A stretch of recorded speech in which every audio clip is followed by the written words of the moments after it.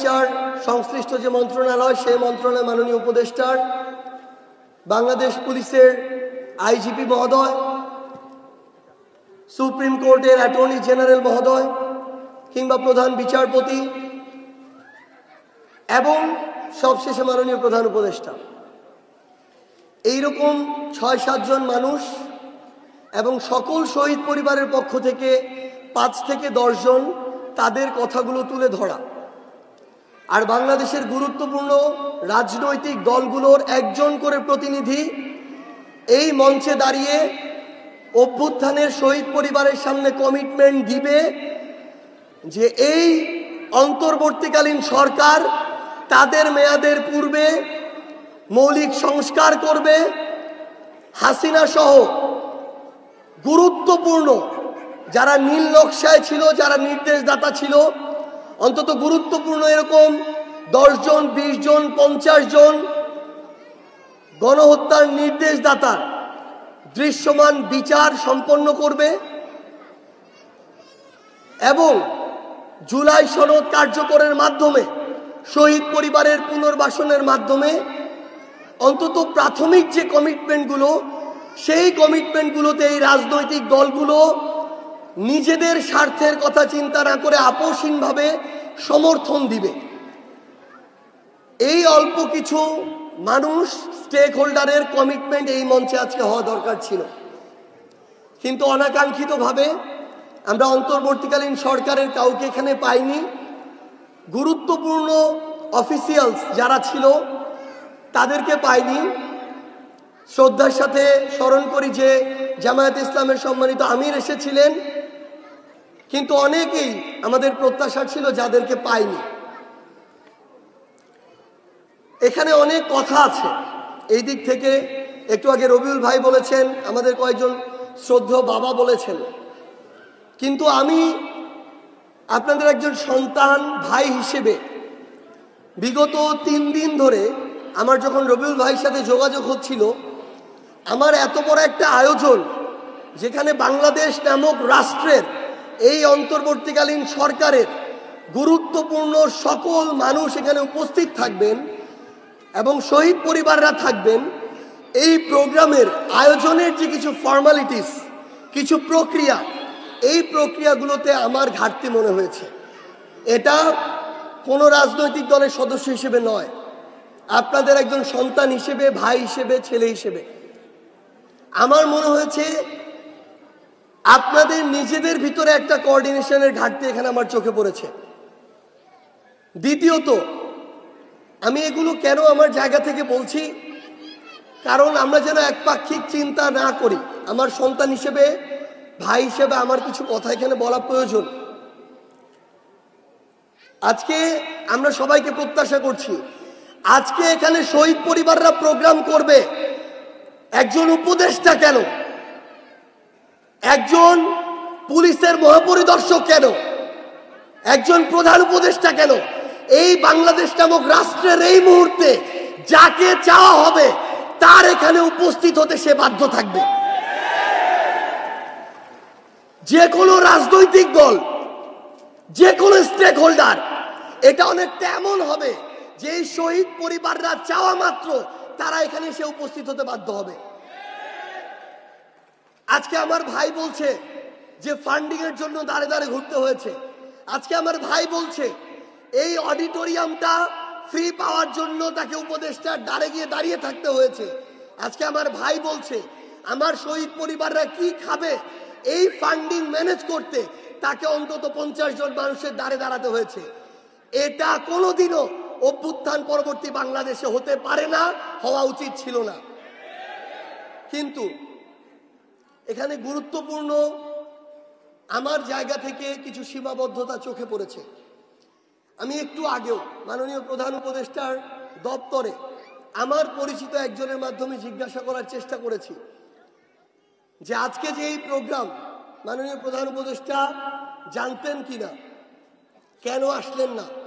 তিনি আমাকে প্রথম প্রশ্নটা করেছেন, সকল শহীদ পরিবারের সমন্বয়ে বাংলাদেশে যে একটা সোসাইটি তৈরি হয়েছে, এই স্বীকৃত সোসাইটি এখন পর্যন্ত বাংলাদেশে ওই স্বীকৃতি নিয়ে একটা কোনো প্রোগ্রাম করেছে কিনা, যেটার কারণে আমরা মনে করব যে তারাই আসল শহীদ পরিবারের প্রতিনিধিত্ব করছে? আমি উত্তর দিতে পারি না। দ্বিতীয় প্রশ্ন আমাকে করেছে, এই জুলাই আগস্টে অন্তত 100 জন তাদের কাছে বিভিন্ন নামে গিয়েছে, যারা শহীদ পরিবারের অংশ, আহত যোদ্ধাদের প্রতিনিধিত্ব করে। হয়তো আপনারা জাননি, কিন্তু আপনাদের নাম ভাঙিয়ে অনেকে গিয়েছে। তারা প্রোগ্রাম করতে চেয়েছে, সেখানে উপদেষ্টাদেরকে অতিথি হিসেবে চেয়েছে, প্রধান উপদেষ্টাকে অতিথি হিসেবে চেয়েছে। তার কথা হচ্ছে, তারা কিভাবে বুঝবে আমাদের এই জুলাই 24 শহীদ পরিবার সোসাইটি আসল শহীদ পরিবারের প্রতিনিধিত্ব করছে? আমার কাছে যেটা মনে হয়েছে ব্যক্তিগত জায়গা থেকে, সকল শহীদ পরিবারের সমন্বয় বাংলাদেশে এই মুহূর্তে গ্যাজেটেড শহীদ পরিবার 1000-এর কিছুটা কম। এই শহীদ পরিবারের সমন্বয়ে আপনারা যে বাংলাদেশে একটা প্ল্যাটফর্মে এসেছেন, এটা আগে ডক্টর ইউনূস থেকে শুরু করে বাংলাদেশের প্রত্যেকটা স্টেক হোল্ডার, প্রত্যেকটা রাজনৈতিক দলের জানা প্রয়োজন ছিল। তারা আমাদেরকে এই প্রশ্নটা, আমি আজকে আসিফ মাহমুদ সজীব ভুইয়াকে কল দিয়েছি, আমি এখানে মাহফুজ আলমকে বসে কল দিয়েছি, কারণ তারা আমার ছাত্রদের প্রতিনিধিত্ব করে, তারা আমার অভ্যুত্থানের সহযোদ্ধা। অন্যান্য উপদেষ্টা আসুক আর না আসুক, তারা আজকে এখানে নাই কেন? তাদের জায়গা থেকে যখন আমাকে বলা হয়, আমি একজন অভ্যুত্থানের সহযোদ্ধা হিসেবে যে কোনো সময় যে কোনো জায়গায় যেতে পারি, কিন্তু আমি একটা ফরমাল চেয়ার থেকে একজন উপদেষ্টা হিসেবে ওখানে যাওয়ার পূর্বে এই সোসাইটি যে একটা ফরমাল সোসাইটি, এটার স্বীকৃতি তো আমাদের কাছে নাই। আমি এই প্রশ্নগুলোর উত্তর দিতে পারিনি। এগুলো ঠিক কি বেঠিক এগুলোর উত্তর দেওয়ার সময় এখন না, কিন্তু এই প্রশ্নগুলো যখন আসে আমার কাছে এগুলোর উত্তর নেই। আমি বিনয়ের সাথে আপনাদের সন্তান হিসেবে প্রথমে আপনাদের কাছে ক্ষমা চাই, যেটা আমাদের ব্যর্থতা। আমরা যারা এই অভ্যুত্থানে ডাক দিয়েছিলাম রাজপথে নামতে, এটা আমাদের সবচেয়ে বড় ব্যর্থতা যে আরেকটা জুলাই এসেছে। আমরা হয়তো আপনাদের সাথে বিভাগীয় পর্যায়ে গিয়ে বসেছি, হয়তো জেলা পর্যায়ে গিয়ে বসেছি, কিন্তু আপনাদের সাথে একসাথে আমরা এভাবে বসতে পারিনি।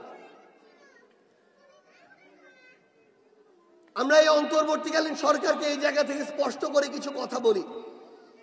আমি জুলাই শহীদ স্মৃতি ফাউন্ডেশনে যখন কাজ করছিলাম, বাংলাদেশের 8টা বিভাগে 9টা প্রোগ্রামে আপনাদের কাছে যাওয়ার চেষ্টা করেছিলাম। আজকে আমার অনেক মা বাবা ভাই বোনেরা এখানে আসছিলেন কথা বলার জন্য। আয়োজক যারা ছিলেন যেন বিশৃঙ্খলা না অনেকে বাধা দিচ্ছিলেন, কিন্তু এটা আসলে টান। তারা আমাদের মধ্যে নিজেদের সন্তানদেরকে দেখেন, ভাইদেরকে দেখেন। আমরা এই টানকে কোনোদিন উপেক্ষা করতে পারবো না, এই সীমাবদ্ধতা বা এই দায়বদ্ধতাকে কোনোদিন উপেক্ষা করতে পারবো না। কিন্তু এই বাংলাদেশ আমরা নতুন ভাবে দেখেছি, আপনারাও দেখেছেন। আমরা 64 জেলায় গিয়েছি, আমরা 8টা বিভাগে গিয়েছি। শহীদ পরিবাররা এখানেও এসে আমাকে বলেছে যে তারা একটা হত্যা মামলা করেছে, তার সন্তান মারা গিয়েছে। তারা যাদেরকে আসামি করেছে তারা আওয়ামী লীগ, ছাত্রলীগ, যুবলীগের সন্ত্রাসী ক্যাডার, তারা এই খুনে সরাসরি জড়িত ছিল, কিন্তু তাদের নামটা যেন কেটে দেয়া হয়, এই জন্য অন্য রাজনৈতিক দলের নেতা কর্মী সুপারিশ করছে। তাদের নামটা যেন সেখানে না থাকে, এই জন্য বিভিন্ন মানুষ টাকা দিয়ে দর কষাকষি করছে। তাদের নামগুলো যেন নতুন করে মামলায় না দেয়া হয়, এই জন্য বিভিন্ন জায়গা থেকে ভয়ভীতি দেখানো হচ্ছে। তো এটা হচ্ছে বাংলাদেশের নতুন এক অপ্রত্যাশিত বাস্তবতা, যে একজন শহীদ বাবা আমাকে এসে বলছে এই কথাটা বলার আমার সাহস হচ্ছে না, কিন্তু আপনি এই কথাটা বলবেন যে আমরা এখন কিছুটা ভয় পাচ্ছি, যে আমরা তো শহীদ পরিবার, আন্দোলন হয়তো লক্ষ লক্ষ সন্তানের রাজপথে নেমে পড়েছিল, তাদেরকে হয়তো এখন সবাই চিনবে না, কিন্তু আওয়ামী লীগ, যুবলীগ, ছাত্রলীগের সন্ত্রাসী ক্যাডাররা আমাদেরকে চিনবে, কারণ আমরা শহীদ পরিবার। আমরা ভয় পাচ্ছি যে তারা এখন যেভাবে আবার বিভিন্ন ব্যক্তি, গোষ্ঠী, প্রতিষ্ঠান, দল, এদের সহযোগিতায় তারা এখন আবার যেভাবে উন্মুক্ত চলাফেরা করছে, আমরা ভয় পাচ্ছি আমাদের কখন না কি হয়। আমাদেরকে এখানে শহীদ পরিবাররা এসে বলছেন, এখানে অনেক শহীদ পরিবার ছিলেন, এখন হয়তো নেই, যাদের সন্তানরা এই পৃথিবীতে এসেছেন কিন্তু বাবার মুখ দেখেননি। তাদের বাবা এই জুলাই আগস্টে পৃথিবী ছেড়ে চলে গিয়েছেন, তারা জন্ম নিয়েছেন 5ই আগস্টের পরবর্তী সময়ে। আমার অনেক পরিবার এখানে আছেন যাদের এখন চলতে অনেক কষ্ট হয়। এমন অনেক স্ত্রী এখানে আছেন যাদের বিয়ের 1 বছর পূর্ণ হয়নি, তারা তাদের স্বামীকে হারিয়েছেন, এখন আলাদা থাকেন, শ্বশুর বাড়িতে থাকা হয় না। তারা তাদের পুরো জীবন নিয়ে একটা সংকটাপন্ন অবস্থার মধ্য দিয়ে যাচ্ছেন। এই মেসেজগুলো এখানে বসে এই অন্তর্বর্তীকালীন সরকারের প্রত্যেক উপদেষ্টা শুনতে হবে এবং এটা শুনতে তারা বাধ্য। এই কথাগুলো বাংলাদেশের এই অন্তর্বর্তীকালীন সরকারের এই বর্তমান প্রধান উপদেষ্টা থেকে শুরু করে যারা আছেন তাদের প্রত্যেককে এখানে শুনতে হবে এবং তারা এটা শুনতে বাধ্য। আমাদের অনেক দায় আছে, দায়বদ্ধতা আছে, কিন্তু আমাদের ভিতরে একটা কোঅর্ডিনেশনের গ্যাপ তৈরি হয়েছে। আমাদের এটা এখন পূরণ করতে হবে। আমি আপনাদেরকে একটা অনুরোধ করি, দয়া করে আমার এই শহীদ পরিবার যেন কোনো দলের না হয়ে যায়। যেদিন আপনারা কোনো দলের হয়ে যাবেন সেদিন আপনারা আর আপনাদের অধিকারের জন্য কথা বলতে পারবেন না। আপনাদের মুখে বিভিন্ন ধরনের সেলাই লেগে যাবে, কারণ তখন নিঃস্বার্থভাবে আপনার এই বিচার, এই মৌলিক সংস্কার, আপনার এই পুনর্বাসন, আপনার এই নিরাপত্তা, এগুলোর পাশাপাশি দলীয় স্বার্থ দাঁড়িয়ে যাবে। আজকে জুলাই সনদ হতে কত ধরনের কত কথা। আমরা একবার দাঁড়াতে চেয়েছিলাম ডিসেম্বরের মধ্যে, হয়নি। এর পরের বার যখন আওয়ামী লীগ নিষিদ্ধের আন্দোলন হলো, আপনারা রাজপথে নামলেন, 30 কার্য দিবস সময় নিয়েছিল এই সরকার, হয়নি। সর্বশেষ এই অন্তর্বর্তীকালীন সরকার বলছে তারা জুলাই মাসের মধ্যে জুলাই সনদ দিবে। আমরা স্পষ্ট করে মনে করিয়ে দিতে চাই, আজকে 26 জুলাই, জুলাই মাসের 4 দিন বাকি আছে।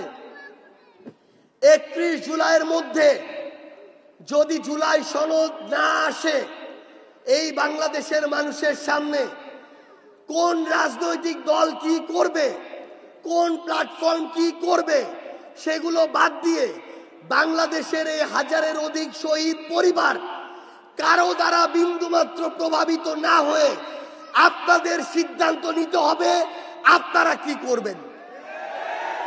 আপনাদের সিদ্ধান্ত নিতে হবে আপনারা কোথায় গিয়ে দাঁড়াবেন। আপনাদের সিদ্ধান্ত নিতে হবে আপনারা কার চেয়ার ধরে টান দিবেন। আমি আপনাদেরকে স্পষ্ট করে একটা জিনিস বলি, এই সিদ্ধান্ত, বড় বড় সিদ্ধান্তগুলো নেওয়ার পূর্বে আপনাদের সবার মধ্যে ইউনিটি থাকতে হবে। আপনাদেরকে বিভিন্নভাবে প্রভাবিত করার চেষ্টা চলছে এবং ফ্রেমিং করারও চেষ্টা চলছে। এই অনেকগুলো জিনিস মাথায় রেখে হয়তো আজকে অনেকে এখানে উপস্থিত হতে পারেননি, কিন্তু তার পূর্বে আমি আপনাদেরকে অনুরোধ করব, এক পরিবারের একজন করে আপনারা একদিন 1000 জন একসাথে বসে পুরো বাংলাদেশের সকল ইলেকট্রনিক এবং প্রিন্ট মিডিয়াকে সামনে রেখে আপনারা ঘোষণা দিন যে এই হচ্ছে আপনাদের প্ল্যাটফর্মের নাম, যেই প্ল্যাটফর্ম বাংলাদেশের সকল শহীদ পরিবারের প্রতিনিধিত্ব করে। প্রয়োজন হলে এটা কাগজের নাম এবং সিগনেচার করে আপনারা ঐক্যবদ্ধভাবে ঘোষণা দিন। তারপরে কোনো উপদেষ্টা কেন, এই বাংলাদেশের অন্তর্বর্তীকালীন সরকার, এই রাজনৈতিক দল শুধু এখন নয়, আগামীতে যেই ক্ষমতায় আসুক না কেন, আপনাদেরকে সামনে রেখে তাদের প্রত্যেকটা কর্মসূচি নির্ধারণ করতে তারা বাধ্য থাকবে। আমি জানি না, আসলে আমার যারা সহযোদ্ধা আছেন অভ্যুত্থানের, অনেকে হয়তো অনেকের জায়গা থেকে আপনাদের সাথে দেখা করেছেন, কথা বলেছেন, কিন্তু আমি আমার জায়গা থেকে সর্বোচ্চ চেষ্টা করেছি। আমার মনে হয় এখানে যারা শহীদ পরিবার আছেন, অন্তত একবার দেখা হয়েছে এমন অন্তত 70 থেকে 80% পরিবার এখানে আছেন যাদের সাথে আমার অন্তত একবার দেখা হয়েছে। আমি আপনাদেরকে একটা অনুরোধ করি, আপনারা আসলে যারা এই ভাইরা আমাদের এটা আয়োজন করেছেন, আপনারা নিজেরাও হয়তো কল্পনা করতে পারছেন না আপনারা 24 পরবর্তী বাংলাদেশের কত বড় শক্তি। এই মুহূর্তে আপনারা রাজপথের 10 লক্ষ সাধারণ ছাত্র জনতার চেয়ে যদি 1000 শহীদ পরিবার দাঁড়িয়ে যায়, এটা ওই 10 লক্ষ ছাত্র জনতার চেয়ে অনেক বড় শক্তি। কিন্তু আপনাদেরকে প্রথমত নিজেরা এক হওয়া, দ্বিতীয়ত ঐক্যবদ্ধভাবে বিভিন্ন গুরুত্বপূর্ণ মানুষজন, গুরুত্বপূর্ণ এই বিবেচনায় নয় যে পদ, গুরুত্বপূর্ণ এই বিবেচনায় কিছু ফর্মালিটিস আছে, এখানে কিছু প্রক্রিয়া আছে। এই জন্য কিছু মানুষের সাথে দয়া করে আপনারা একটু পরামর্শ করে আপনাদের পরবর্তী কার্যক্রম আপনাদের ঠিক করতে হবে। আজকের এই যে স্মরণ সভা, এটা এখানে শেষ হয়নি। আমার মনে হচ্ছে এটা এভাবে শেষ হতে পারে না। এটা আমাদের সকল শহীদদের জন্য অবমাননা। এই স্মরণ সভার আজকে একটা অংশ হয়েছে, এটা সেদিনই সম্পূর্ণ হবে যেদিন এখানে আজকে যাদের উপস্থিত হওয়ার কথা ছিল তারা প্রত্যেকে উপস্থিত হয়ে হাজারের অধিক শহীদের প্রতি তাদের ওয়াদা, তাদের কমিটমেন্ট দিয়ে যাবেন। এটা সেদিনই সফল হবে যেদিন আমরা খুনি হাসিনার বিচার দৃশ্যমান দেখতে পাব। এটা সেদিনই সফল হবে যেদিন যেই পুলিশ সহ আইন শৃঙ্খলা রক্ষাকারী বাহিনীর সদস্যরা সকল পেশাদারিত্ব ভুলে শুধুমাত্র তোষামোদি করার জন্য, প্রমোশন পাওয়ার জন্য, কিছু সুযোগ সুবিধা পাওয়ার জন্য রাইফেল তাক করে আমার ভাই বোনদের উপরে অকাতরে গুলি চালিয়েছে। যেদিন ওই আইন শৃঙ্খলা রক্ষাকারী বাহিনীর সদস্য সহ সন্ত্রাসী ক্যাডারদের বিচার নিশ্চিত হবে, ওই দিন এই স্মরণ সভা সফল হবে। আজকে এটা আসলে এমন একটা পরিস্থিতি তৈরি হয়েছে, এটা এখন বক্তব্য দেওয়ার জায়গা না। এটা জায়গা আজকের এই প্রোগ্রামের একটা গুরুত্বপূর্ণ সফলতা হচ্ছে, যেটা সবচেয়ে গুরুত্বপূর্ণ, যে বাংলাদেশ জানলো যে 1000 শহীদ পরিবার একটা প্ল্যাটফর্মে ঐক্যবদ্ধ হওয়ার চেষ্টা করছে। এই প্রোগ্রামের সবচেয়ে বড় সফলতা 1000 শহীদ পরিবারের মধ্যে অন্তত 500-600 শহীদ পরিবার আজকে এখানে উপস্থিত ছিল, যেটা বিগত 1 বছর একবারের জন্য হয়নি। এই প্রোগ্রামের সবচেয়ে বড় সফলতা আপনারা বুঝতে পেরেছেন যে পরবর্তীতে একটা প্রোগ্রাম সফল করতে গেলে কোন কোন ভুলগুলো আর করা যাবে না। আমি আপনাদেরকে অনুরোধ করব, আমার বাবারা, আমার মায়েরা, সন্তান ভাই বোন হারানো আমার ভাই বোনেরা, আপনারা দয়া করে আজকে এখান থেকে, আমি জানি অনেকের মধ্যে মনোমালিন্য তৈরি হয়েছে, অনেকের মধ্যে ভুল বুঝাবুঝি তৈরি হয়েছে, আক্ষেপ তৈরি হয়েছে, ক্ষোভ তৈরি হয়েছে, আপনারা এটা নিয়ে যাবেন না এখান থেকে। আপনারা এখানে বসে যদি রাত 10টা বাজে তাও একসাথে বসে ঠিক করে যাবেন যে এরপরে সফল প্রোগ্রামটা আপনারা কোন দিন করবেন, যেদিন বাংলাদেশের সকল স্টেক হোল্ডার আপনার তার দ্বারে যেতে হবে না, তিনি আপনার দ্বারে এখানে এসে উপস্থিত হবেন। এই সিদ্ধান্তগুলো নিয়ে কিভাবে আপনারা পরের প্রোগ্রামটা করতে পারেন, আমরা করতে পারি, আমরা একসাথে করতে পারি। রাত 10টা বাজলেও আমাদের এটা এখানে বসে ঠিক করে যেতে হবে। আমি আপনাদের কাছে ক্ষমা চাই।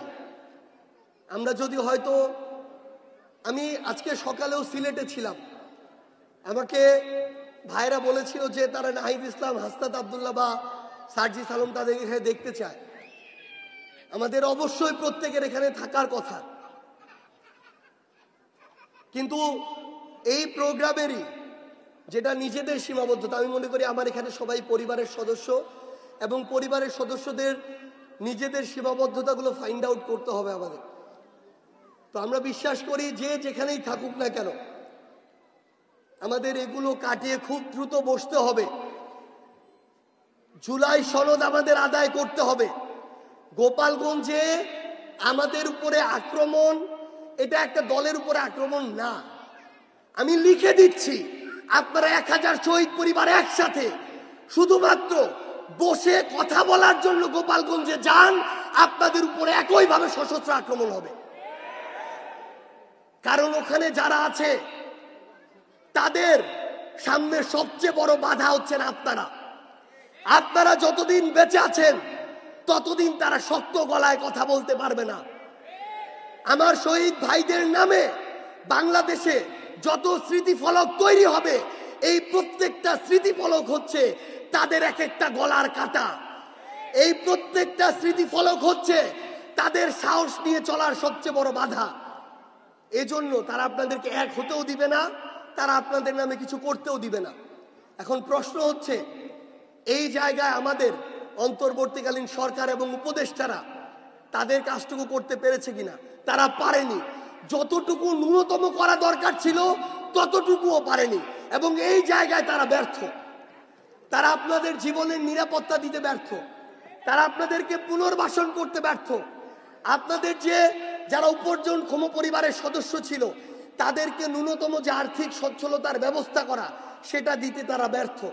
তারা তাদের জায়গা থেকে আপনাদের জুলাই সনদ দিতে এখন পর্যন্ত ব্যর্থ হয়েছে। আমি একটা মানুষের প্রতি, এই অভ্যুত্থান পরবর্তী বিভিন্ন গুরুত্বপূর্ণ জায়গায় বিভিন্ন গুরুত্বপূর্ণ মানুষ এসেছেন, কয়েকজন মানুষের প্রতি আমার এবং আমাদের একটা বড় অংশের অনেক বড় আস্থা আছে।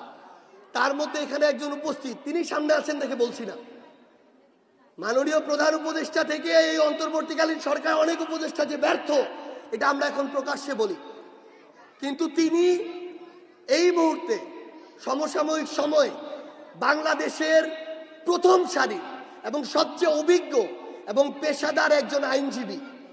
এবং আমরা অন্তত এইটুকু আস্থা রাখি আমাদের জায়গা থেকে যে তিনি ওই জায়গায়, যে জায়গাটিতে চিফ প্রসিকিউটর হিসেবে আছেন, আন্তর্জাতিক অপরাধ ট্রাইব্যুনাল, যেখানে আমার শহীদ ভাইদের এই যে হত্যা, এই হত্যার বিচার হচ্ছে, তার উপরে আমাদের আস্থা আছে। কিন্তু আমাদের একটা সন্দেহের জায়গা আছে, যেটা তাকে অবশ্যই, যদি তিনি কখনো এই বাধা অনুভব করেন, পুরো বাংলাদেশের মানুষের সামনে বলতে হবে। আমরা মনে করি প্রত্যক্ষ পরোক্ষ ছোট বড় এমন এখনো অনেক বাধা আছে যেটা তার বিচারিক প্রক্রিয়াকে আরো ত্বরান্বিত করার জন্য বিভিন্নভাবে বাধা দিচ্ছে। তাকে এটা বাংলাদেশের মানুষের সামনে, যদি তিনি এটা ফেস করে থাকেন, এটা অবশ্যই তুলে ধরতে হবে। আমরা মাননীয় প্রধান বিচারপতি, যার আজকে এখানে আসার কথা ছিল, তার উপরেও আমাদের আস্থা আছে, যোগ্যতায়, পেশাদারিত্বে, নিষ্ঠায়। কিন্তু কোন সিস্টেমগুলো দ্বারা তিনি বাধাগ্রস্ত হচ্ছে কিনা এটাও আমাদের জানাটা খুব গুরুত্বপূর্ণ। আমার বাবা মা, ভাই বোনেরা, আমার সম্মানিত শহীদ পরিবারের সদস্যরা,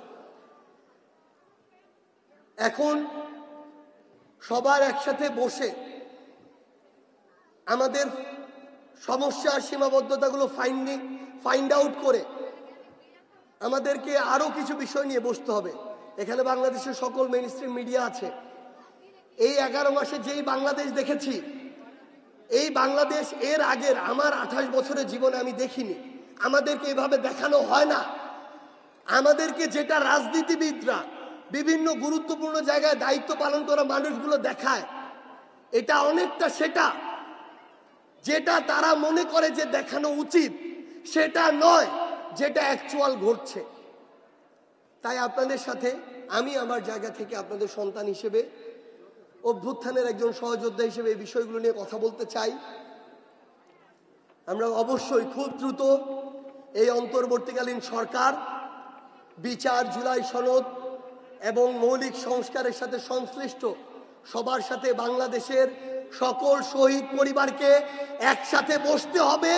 এবং এই অন্তর্বর্তীকালীন সরকার যদি এটা না করতে পারে, কি হবে না হবে এটা কথা না, এই অন্তর্বর্তীকালীন সরকার বাংলাদেশের সকল শহীদ পরিবারের সাথে না বসে এই অন্তর্বর্তীকালীন সরকারের চেয়ার থেকে নিজেকে নামাতে পারবে না। এই দুঃসাহস তাদেরকে করতে দেওয়া হবে না। প্রত্যেক উপদেষ্টাকে জবাবদিহি করতে হবে। তারা শুধুমাত্র কয়েকটা রুটিন ওয়ার্ক করার জন্য উপদেষ্টা হয় নাই। কি সংস্কারটা করলো এই 1 বছরে, যেটা বাংলাদেশের মানুষকে আগামী 10 বছর সুবিধা দিবে, সেটা এখানে উন্মুক্ত মঞ্চে তাদেরকে ঘোষণা করতে হবে। এবং শহীদ পরিবার এবং আহত যোদ্ধাদের সামনে তাদেরকে ঘোষণা দিতে হবে। এই ম্যানমেন্ট করার জন্য, ভয়ে মিডিয়া ফেস না করার জন্য, সংস্কারগুলো বুক ফুলিয়ে না বলার জন্য, বড় রাজনৈতিক দলগুলোর সামনে বিড়াল হয়ে চুপসে যাওয়ার জন্য তাদেরকে উপদেষ্টা পদে বসানো হয় নাই। তাদেরকে স্পষ্ট করে বলতে হবে বাধা কোথায়। এটা বলার মতো সাহস প্রত্যেকের থাকতে হবে। যারা অভ্যুত্থান পরবর্তী সময়ে দায়িত্ব পেয়েছে, ইভেন আমাকেও আমার সকল সীমাবদ্ধতা, আমার সহযোদ্ধা যারা আমরা এই আন্দোলনে কিছুটা হলেও নেতৃত্বের জায়গায় ছিলাম, আমাদেরকেও আমাদের এই দায়বদ্ধতা এখানে দাঁড়িয়ে আপনাদের সামনে জবাবদিহি করতে হবে। আমি সেই দিনটা দেখার অপেক্ষায়, যেদিন আমরা আমাদের শহীদ পরিবার এবং আহত যোদ্ধাদের সামনে দাঁড়িয়ে আমাদের 24শে জুলাই থেকে পরবর্তী জুলাই কিংবা পরবর্তী যেদিন বাংলাদেশে নতুন কেউ ক্ষমতায় আসবে তার পূর্ব পর্যন্ত আমরা কি দায়িত্ব পালন করেছি, সেই জবাবদিহি যেই দিন হবে সেই দিন দেখার আমরা অপেক্ষায়। এবং ইনশাআল্লাহ খুব দ্রুত এই বাংলাদেশে সেই দিন আসতে হবে। সবাইকে অসংখ্য ধন্যবাদ। আমাকে মাফ করবেন। আসসালামু আলাইকুম।